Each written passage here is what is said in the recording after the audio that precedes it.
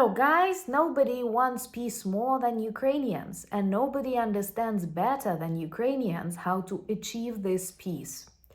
And that is why we continue defeating and demilitarizing Russia. This is the only working peace plan. Our history, our experience, and your observation clearly prove that any agreement signed with Russia is not worth the paper on which it was signed. And I personally believe that even Donald Trump starts to understand that, because since the beginning of this so-called negotiations process, the number of the Russian attacks on Ukrainian civilian infrastructure grew stronger and way escalated. You observe these attacks on Kyiv, on Kryvyi Rih, on Kharkiv, and literally every region of Ukraine. And that is why when I learn about the destruction of another Russian column, as it happened yesterday on Pokrovsk direction, or a fire on the Russian shipbuilding plant in Karelia, I realize we are one step closer to a victory. So let's discuss all of this good news on the channel. My name is Anna, I'm from Ukraine, I'm in Ukraine, and if you want to see the defeat and demilitarization of Russia and Putin in The Hague, subscribe, we will discuss all of that on the channel soon. So let's start with this important battle that took place yesterday in Pokrovsk direction, really close to Avdiivka, actually between Avdiivka and Oleksiivka. This is a very hot combat zone, and Russians tried to take some territories. They began their attacks really early in the morning. That is typical for Russians, close to 4 a.m., but the Ukrainian soldiers were prepared. They decided to move in these 3 waves, and during these 3 waves, we successfully destroyed the Russian equipment and also sent the majority of these assault groups to the rest of the Russian army, which is in hell.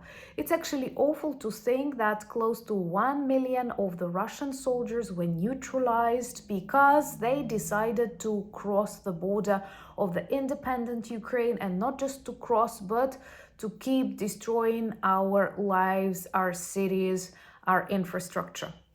Remember, every Russian soldier has a choice. All of them sign a contract. All of them choose this criminal path. And then, of course, they join the majority of these invaders. So Ukrainian soldiers destroyed 12 units of Russian military, which consisted of tanks, BMPs, also Russian assault KAMAZ trucks and golf carts, because Russians use everything on the front lines. They have run out of many of their new tanks, aircraft, BMPs, and they use literally everything, gazelles, and I'm sure those of you who follow the updates on the channel remember they even use donkeys for the logistics purposes. And no, it's not just as some other armies did in the mountains. We don't have mountains in the east. They simply do not have cars left.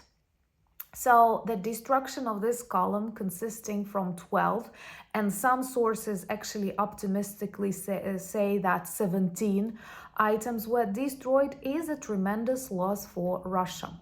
Once again, unfortunately, they care less about human lives, but they are super preoccupied with the lost equipment. And right now, they are very dependent on the supplies from China, on the supplies from North Korea, and literally without the backup of these countries, they would have lost long ago. Remember to subscribe to witness this Russian failure together, and share these videos if you share my opinion. Solidarity means a lot, and we need it right now, when the world is so chaotic, when the world is so turbulent. Another good news is that a huge shipbuilding plant really far away from the front lines in Karelia set ablaze. Approximately 1,500 square meters were destroyed.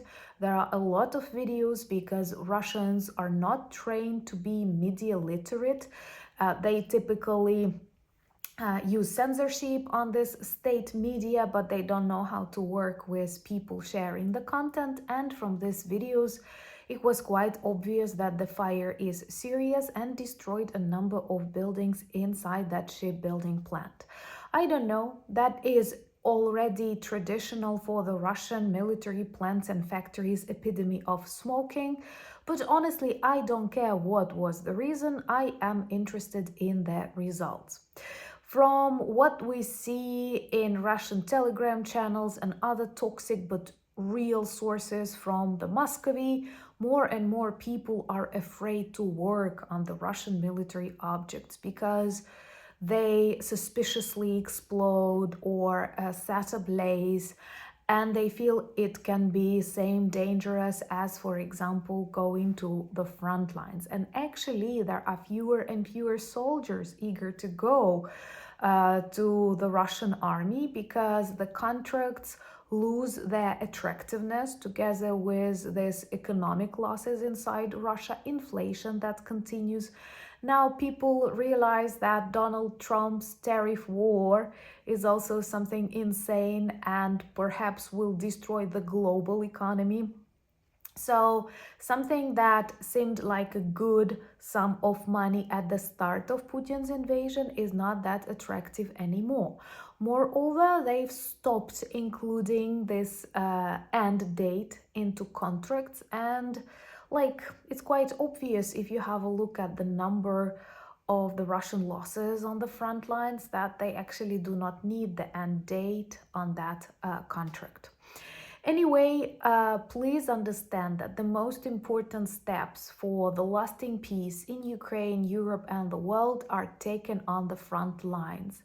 And they are implemented by the brave Ukrainian armed forces. No matter how much they talk in Washington, in Moscow, in Ukraine, in London, in France, these are words, they are important, they can influence some decisions, but still the most important things are accomplished on the front lines. And I see that with this Trump's fake messages, some people choose to close their eyes. And my best advice of a person that already lives through a very long period of war, something I did not expect I will have to do in my life.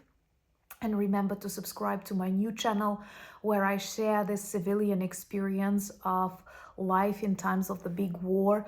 I hope you won't need it practically, but that will definitely tell you more about life in times of war. And I believe you need to know it because that's what happens right now on a planet, on one planet with you, really close to you.